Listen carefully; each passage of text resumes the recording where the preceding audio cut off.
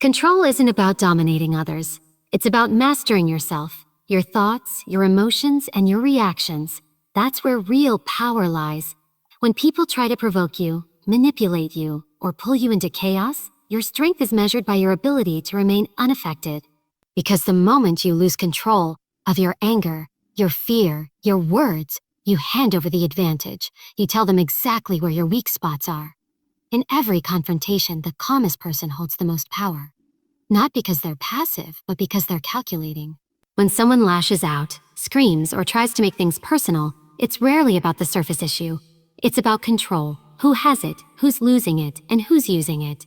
Your enemy wants you reactive. They want to own your focus, steal your peace, and force you to fight on their terms. The second you respond with emotion, you're playing their game. Control is how you flip that dynamic. You pause, you assess, you decide what deserves your attention and what doesn't. That pause is your power move. It disrupts the pattern. It forces your enemy to confront their own weakness because they can't pull you in. They can't shake you. That infuriates them. And that's where you begin to win without ever raising your voice. When you stay calm under pressure, you shift from being a target to being a mirror. Your composure reflects their chaos. Your restraint magnifies their instability. You give them nothing, and that nothing is louder than any comeback or insult you could throw. It forces them to deal with themselves, while you remain untouchable. Control also gives you clarity. When you're not reactive, you see the field clearly. You spot the traps, the manipulation tactics, the power plays. You start thinking 3 moves ahead, while your enemy stays stuck in emotional quicksand. Control lets you study them, their fears, their weaknesses, their tells. You stop playing checkers and start playing chess. But this isn't just about external enemies. Sometimes the biggest threat is internal, the part of you that wants to explode, to lash out, to defend yourself at any cost. That's the part you need to master first. Because if you can't control yourself, someone else will. People who can't manage their own emotions will always be managed by those who can. Every time. Control means discipline. It means biting your tongue when you want to speak. It means walking away when you want to confront. It means showing no reaction when they're trying to get one. That's psychological warfare.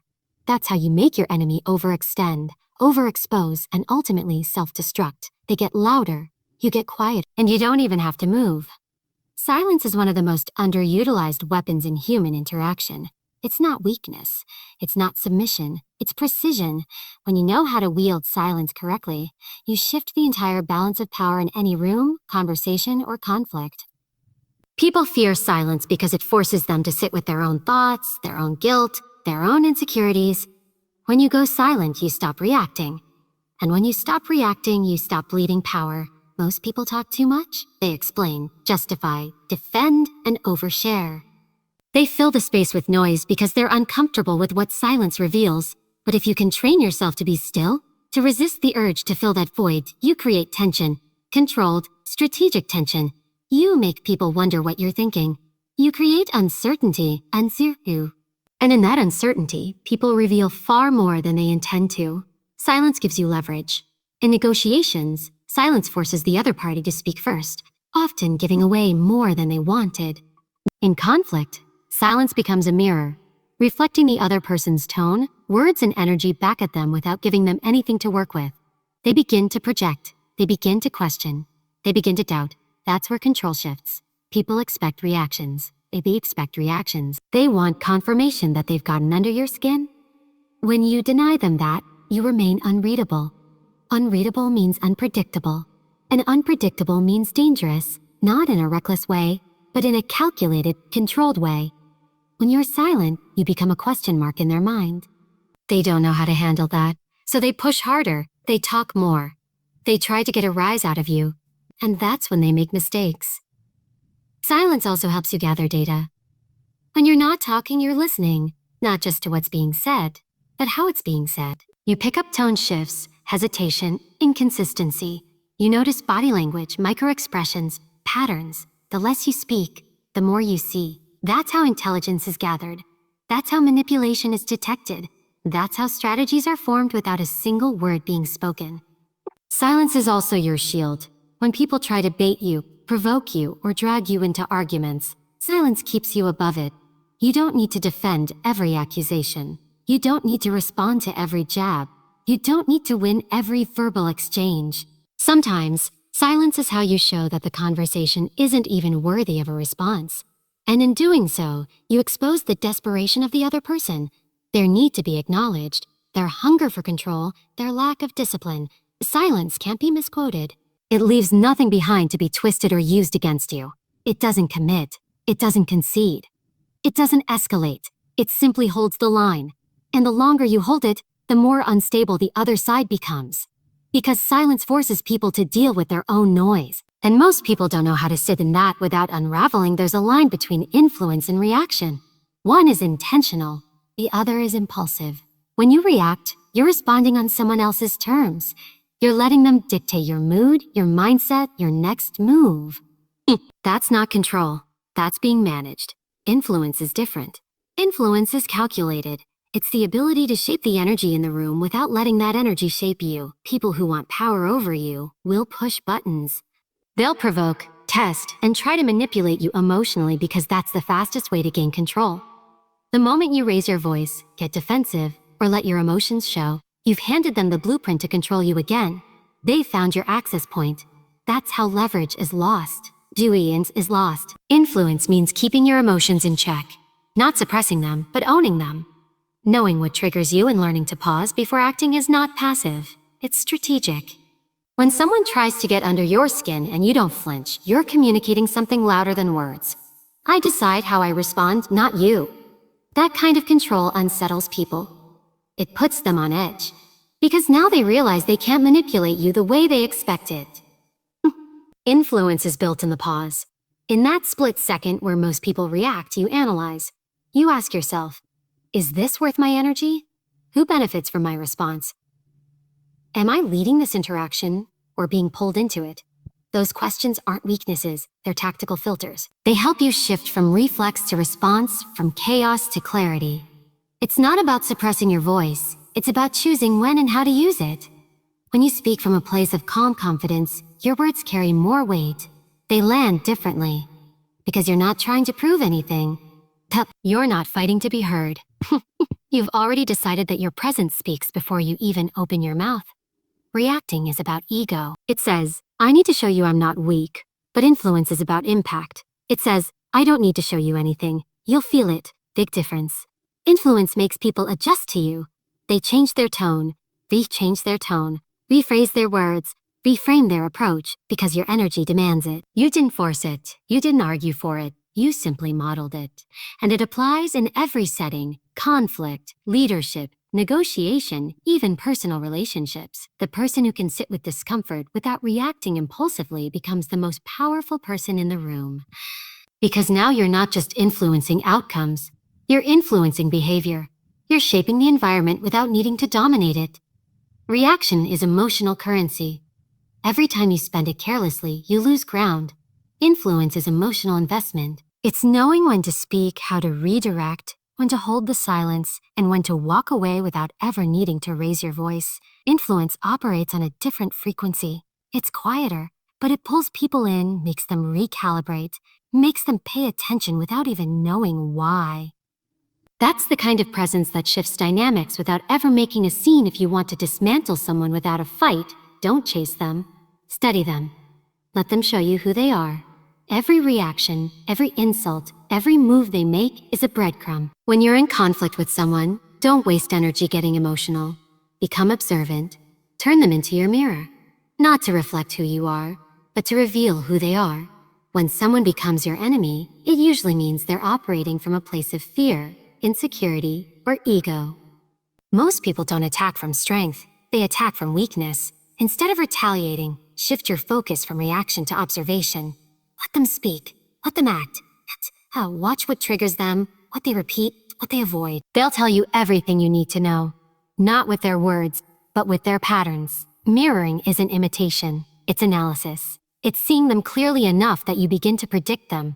When they escalate, you know why. When they manipulate, you see through it. Because now you're not emotionally involved. You're collecting intelligence. Their tactics stop being threatening and start becoming transparent. And the moment someone becomes transparent, they become predictable. Predictability is vulnerability. That's where control shifts. You don't need to dominate them, you just need to out-understand them. Most people don't take the time to do that. They fight fire with fire.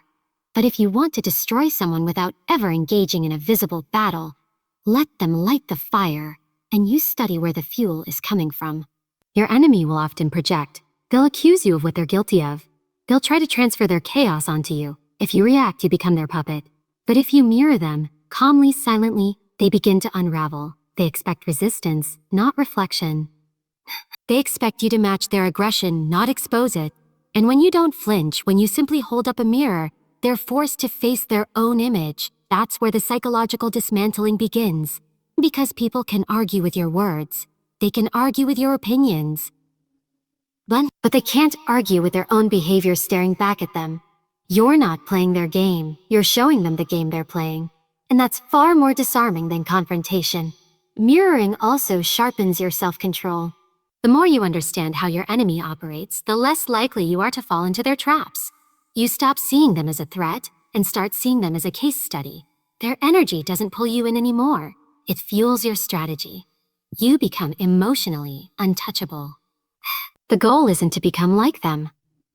The goal is to understand them so well that you neutralize their impact. You become a quiet disruptor, someone who doesn't fight noise with noise but uses clarity like a scalpel. People expect resistance. They don't expect reflection. And when you reflect them with precision and composure, they start to question whether the battle is even winnable. The most effective form of revenge is not retaliation. It's elevation. When someone tries to tear you down, insult you, betray you, or underestimate you, don't waste time proving them wrong with words. Prove them wrong with outcomes. Let your growth, your success, your forward motion do the talking. There's no argument louder than results.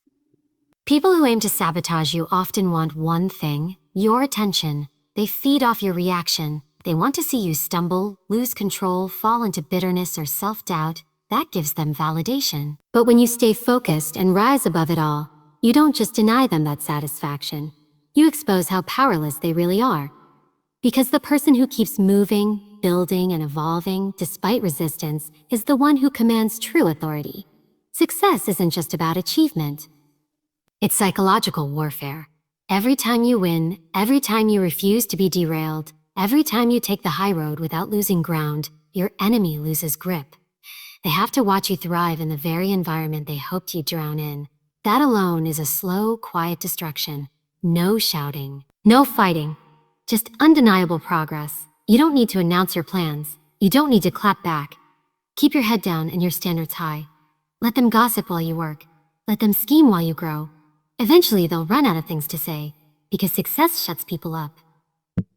It removes the space for argument. It forces even your loudest critics to sit in silence and watch you rise. And what makes it so powerful is that it's self-generated. You don't need their downfall to succeed. You don't need their approval.